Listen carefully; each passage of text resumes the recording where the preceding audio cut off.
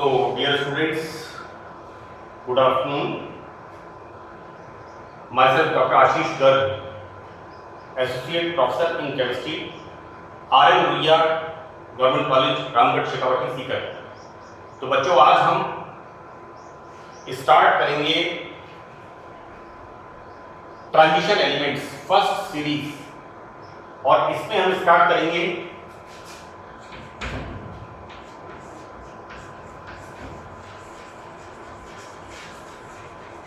explanation of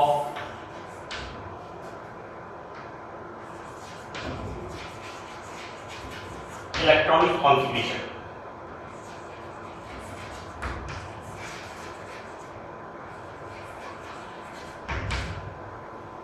हमने जो भाग 1 में अध्ययन किया था definition and electronic configuration of first transition series, तो आज उसका हम एक्सप्लेनेशन किस तरह से हम उसको एक्सप्लेन करेंगे। एक बात मैं पहले पार्ट में बताना चाह रहा था, क्योंकि मैंने कई बुक्स को देखा है, उनमें जनरल इलेक्ट्रॉनिक कॉन्फ़िगरेशन,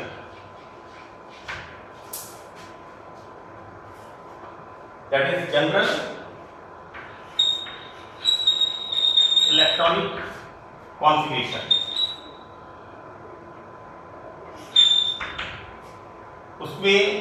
उसको हम देखते हैं n-1 D1 to 9 and ns2। fine, this is 9 1 to 9, it's not 1 to 10।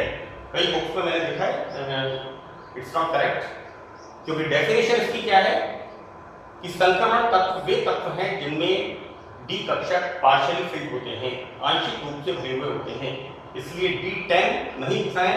This is wrong, this is the correct way, this is the right way of general electronic configuration. Fine, we start today in this lesson, in this chapter we start with explanation of lanthanide contraction. तो बच्चों, मैंने एक graphics बनाई है। इस graphics में हम देखते हैं कि फोर्थ पीरियड में, कल मैंने आउटलाइंस बनाई थी, फर्स्ट पार्ट में मैंने आउटलाइंस बनाई थी पीरियोडिक टेबल की, उसमें फोर्थ पीरियड में एस ब्लॉक का पहला तत्व, वहां पर ऑर्बिटल्स की पोजीशन क्या होती है, this is 4s, this one is 4p and this is 3d। अगर हम पोटेशियम एटॉमिक नंबर 19 पर 4s 4p और 3d कक्षकों की एनर्जी लेवल देखें तो इस तरह से होता है। जैसे हम कैल्शियम पर एक एटॉमिक नंबर आगे बढ़ते हैं, एटॉमिक नंबर 20, हम क्या देखते हैं कि 3d कक्षक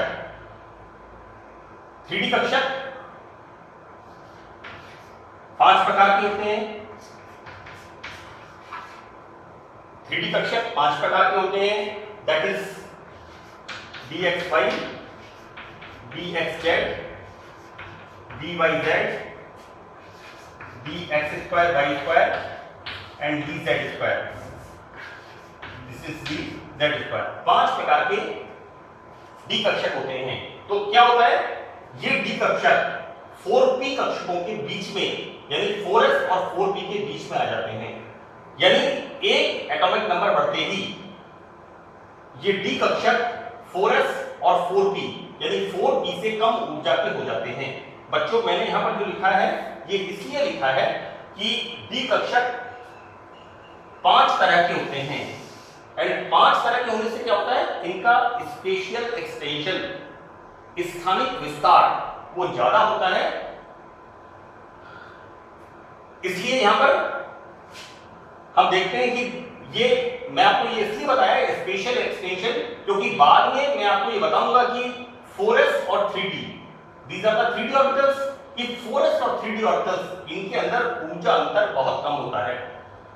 हम एटॉमिक नंबर 21, जैसे हम एटॉमिक नंबर 21 पे आते हैं तो क्या देखते हैं कि अब 3d कक्षक सबसे कम ऊर्जा के होते हैं। और हमने इलेक्ट्रॉनिक कॉन्फ़िगरेशन में क्या पढ़ा है, 3d1 4s2, 4s2 यहां कंप्लीट हो जाता है और उसके बाद 4p कक्षक। और इस तरह से हम आगे बढ़ते हैं और हम क्या देखते हैं, यहां पर क्रोमियम पर ऑलमोस्ट लाइक दिस, क्रोमियम पर इनके बीच में ऑलमोस्ट ये कक्षक, क्योंकि ये 5 तरह के कक्षक होते हैं, तो s कक्षक और 5 तरह के d कक्षक आपस में ऑलमोस्ट मिक्स हो जाते हैं, इनका एनर्जी डिफरेंस बहुत कम होता है। तो this is the what we can say energy profile diagram to explain electronic configuration कि what is the position of the orbitals when हम जब पोटेशियम पर आते हैं, एटॉमिक नंबर 19 कैल्शियम, यहां पर ऑर्बिटल्स की ये पोजीशन होती है, यानी 3d कक्षक कम ऊर्जा का हो गया 4p से। एटॉमिक नंबर 20 21 यहां से संक्रमण तत्व शुरू होते हैं और 3d कक्षक 4s कक्षक से कम ऊर्जा का हो जाता है। तो this is the right way to explain कि किस तरह से कक्षकों की ऊर्जा एक एक परमाणु क्रमांक बढ़ने पर किस प्रकार से परिवर्तन होती है। कल मैंने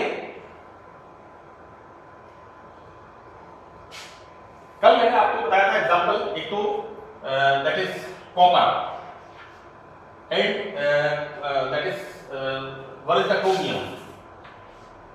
क्रोमियम एंड कॉपर, क्योंकि क्वेश्चन इसका कई बार पूछते हैं कि क्रोमियम का इलेक्ट्रॉनिक विन्यास 3d4 4s2 होना चाहिए। ये क्वेश्चन बहुत जरूरी है, ये 12th स्टैंडर्ड में भी आपने पढ़ा होगा कि क्रोमियम का इलेक्ट्रॉनिक विन्यास 3d4 4s2 होना चाहिए, लेकिन इसका करेक्ट इलेक्ट्रॉनिक कॉन्फ़िगरेशन क्या होता है, correct electronic that is 3d5 4s1।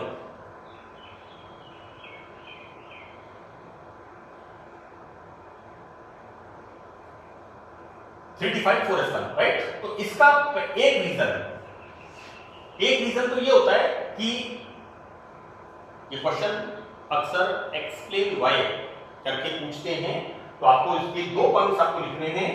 एक तो ये डायग्राम बनाना है और इसमें आपको ये बताना है कि क्रोमियम एंड कॉपर में होता क्या है कि 4s एंड 3d इन कक्षकों का ऊर्जा अंतर बहुत कम होता है। बच्चों, ये जो d कक्षक होते हैं ये 5 तरह के होते हैं और इनका स्पेशियल एक्सटेंशन, स्पेशियल पहले स्थानिक विस्तार बहुत ज्यादा होता है, यानी ऑलमोस्ट इसके साथ कोलाइड होते हैं, राइट।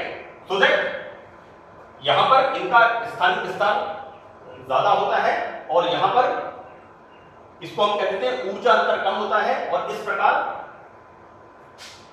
प्रकार यहां पर इसके इलेक्ट्रॉन इसमें आ जाते हैं, तो यहां पर इतनी ऊर्जा माध्यम से आसानी से मिल जाती है, तो ये इलेक्ट्रॉन का इसके अंदर आना जाना होता है। दूसरा जो इंपॉर्टेंट पॉइंट है, तो सबसे इंपॉर्टेंट पॉइंट है वो क्या होता है कि यहां पर half filled orbitals, stability of half filled orbitals, and in the case of copper the electronic vinyas is 3d9 4s2, so this is wrong electronic configuration, while here the correct electronic configuration is 3d10 and 4s1, so this is the correct electronic configuration। तो इसके 2 reason हैं।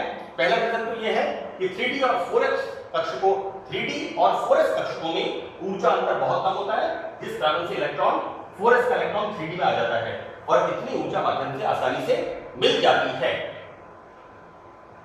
और दूसरा reason इसका होता है stability of empty half filled and full filled orbitals. तो हम देखते हैं यहां पर किस तरह से half filled orbitals here in the copper case, in the case of copper what we see full filled orbitals and half filled orbitals। So this is the explanation of the why the electron configuration of होना ये चाहिए लेकिन होता ये है, copper के case में ये होना चाहिए लेकिन ये होता है। तो हमें ये दोनों बिंदु जो मैंने आपको बताए हैं इनको ये चित्र बना के लिखना है। तो this is the answer of this question, क्योंकि this is the part of electronic configuration. Further हम देखते क्या हैं कि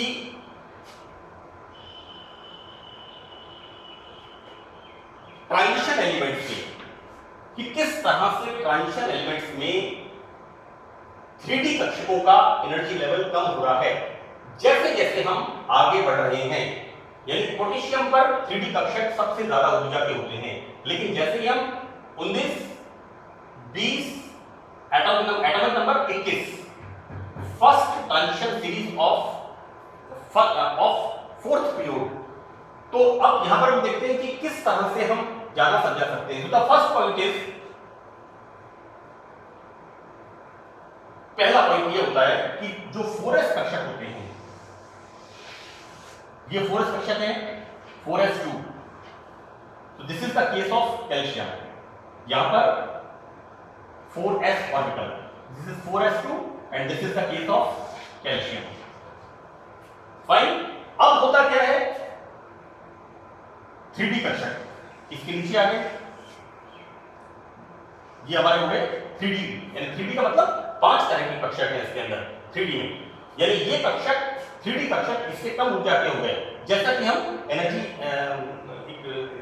इस पे डायग्राम में देख रहे हैं कि इस आरेख it's not a diagram, it's a profile diagram, it's represents how to कि SC के अंदर 3D कक्षक कम ऊर्जा के हो जाते हैं। फाइन। अब इसमें इसके मैंने तो लिखा है एक्सप्लेनेशन ऑफ इलेक्ट्रॉनिक कॉन्फ़िगरेशन, तो हमें एक्सप्लेन क्या करना है।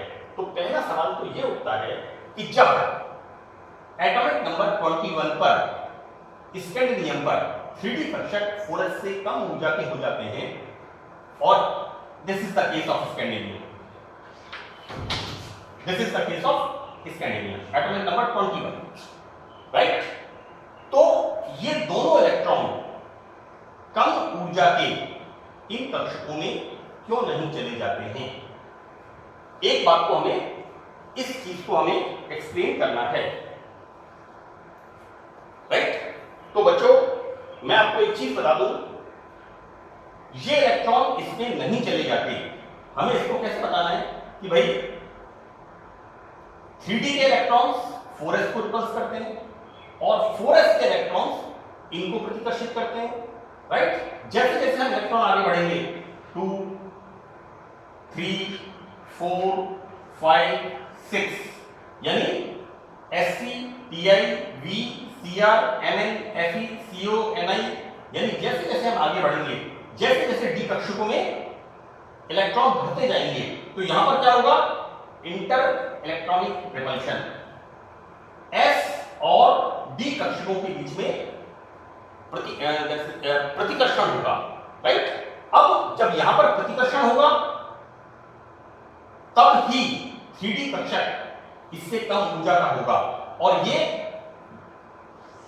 क्या होगा, नाभि के पास आने की कोशिश करेगा। और हम देखते क्या है कि यहां पर जब हम इसकी एटॉमिक रेडियस पढ़ते हैं, तो एटॉमिक रेडियस पढ़ते हैं तो क्या देखते हैं कि बिगिनिंग में 21, 22, 23 एटॉमिक रेडियस रिड्यूस होती है। मैं आपको आगे वाले उसको बताऊंगा, आयनिक एंड एटॉमिक रेडियस। और बीच के एलिमेंट्स में यानी Sc, Ti, V तक तो ये आयनिक और एटॉमिक रेडियस कांस्टेंट होती है, लेकिन उस Sc से वैनेडियम तक तो आयनिक रेडियस रिड्यूस होती है, राइट। जैसे जैसे 21, 22, 23 तो साइज छोटा होता है, लेकिन बीच के तत्वों में ये कांस्टेंट होती है और लास्ट के तत्वों में बढ़ने लगती है। क्योंकि रीजन क्या होता है कि लास्ट के तत्वों में 1, 2, 3, 4, 5, 6, 7, 8, 9, 10, सो दैट अंदर के इलेक्ट्रॉन्स 4s के इलेक्ट्रॉन्स को प्रतिकर्षित करते हैं, और इस रिपल्शन के कारण क्या होता है, ये इलेक्ट्रॉन्स 4s के बाहर की तरफ जाते हैं तो आकार बढ़ जाता है, ठीक है। तो ये हम फर्दर इसको आगे पढ़ेंगे, लेकिन यहां पर मैं आपको ये बताना चाह रहा हूं कि पहला तो कि 4s के इलेक्ट्रॉन्स 3D में क्यों नहीं चले जाते हैं। तो इसका एक्सप्लेनेशन ये है कि 3D ऑर्बिटल्स कम ऊर्जा के तब ही होंगे जब 4s के अंदर इलेक्ट्रॉन्स होंगे, राइट।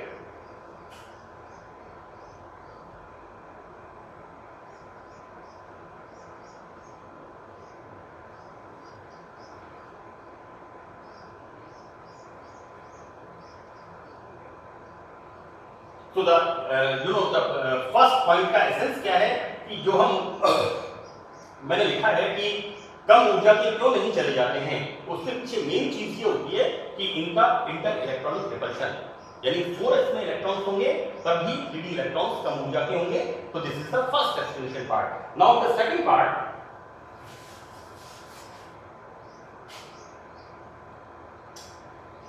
एक चीज और आती है कि penetration power S is greater than P is greater than D is greater than S, यानी पेनिट्रेशन पावर का मतलब होता है कक्षक के नाभिक के पास जाने की क्षमता। राइट, कक्षक नाभिक के कितना पास जा सकता है, तो यहां पर S सबसे ज्यादा पेनिट्रेशन पावर किसकी है, S ऑर्बिटल्स की है। राइट, लेकिन तो 4s कक्षक अधिक भेदन क्षमता होने के कारण 3d कक्षकों की अपेक्षा नाभिक के अधिक घुसने की क्षमता रखते हैं। लेकिन हम जब इलेक्ट्रॉनिक कॉन्फ़िगरेशन लिखते हैं तो इलेक्ट्रॉनिक कॉन्फ़िगरेशन लिखते समय क्या लिखते हैं, इस तरह से, यानी d कक्षकों को हम अंदर का कक्षक बताते हैं और s कक्षकों को हम बाहर का कक्षक बताते हैं। राइट, तो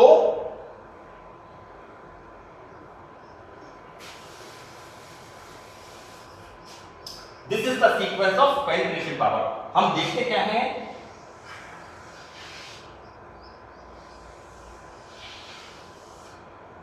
four S and 3d, 4s and 3d, और and this is the nucleus. Right, जैसे जैसे दिस इज 1 and 2,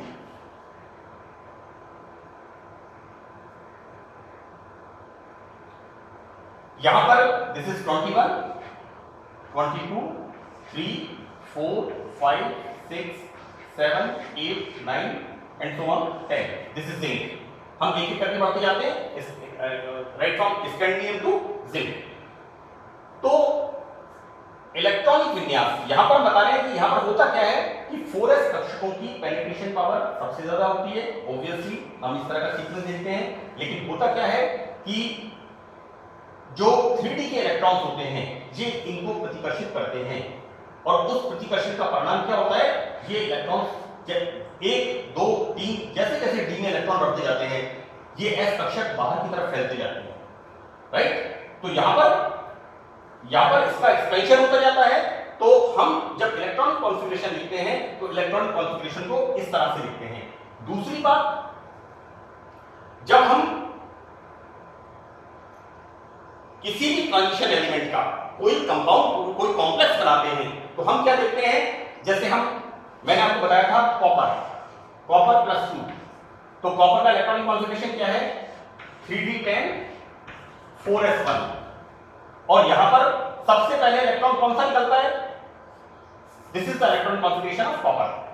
राइट, और जब हम लिखते हैं Cu2+, तो सबसे पहले इलेक्ट्रॉन निकलता है s का, दिस इज 3d9 4s0। तो हम देखते क्या है कि जब भी